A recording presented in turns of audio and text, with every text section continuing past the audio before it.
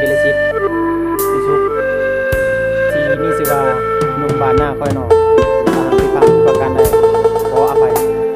ฝากติดตามกดไลค์กดแชร์ให้ผู้ค้าแน่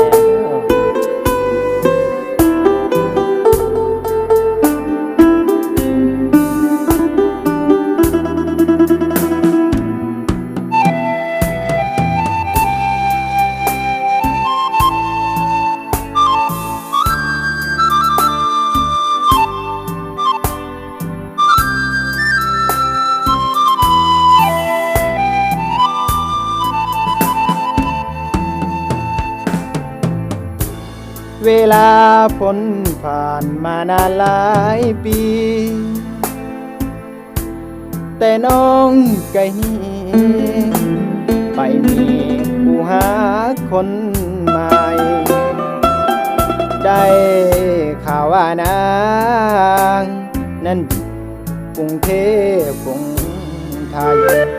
ตายเองก็สุดห่วงใยน้องจากไปบ่ได้สั่งลาเจ้าเขียนให้อายด้วยเหตุผลใดจึงได้ห่างไกลริมไหลดินแดนบ้านป่าอายเผาคอยคอยคอยนางคอยวันเวลาปานใดน้องจะคืนมาบ้านนายังคอยน้องเจ้าลืมน้องลืมทิ่นฐานบ้านเก่าที่สองคนหาวเคยเว้าเคยห่วงสัญญาว่าจะหากันเท่าสู่ชีวาน้องลืมแล้วบ่สัญญาที่เอ่ยว่าจะสาบานต่อกันอายยังจำมันบ่ลืมสัญญาน้องใส่หน้าออกพรรษาไอ้เงาเศร้าใจขอส่งเสียงเพลงบรรเลงไปฮอดสามใบหูเด้อไอ้เงาเศร้าใจน้องจงกลับไปที่ฐานบ้าน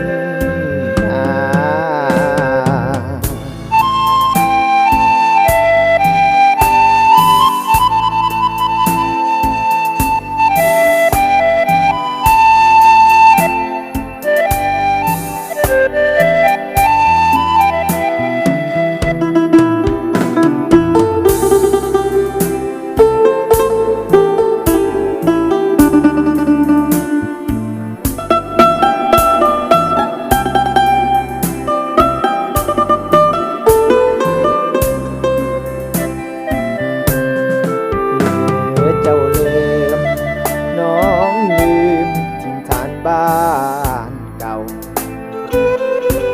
ที่สองคนหาเคยเว้าเคยห่วงสัญ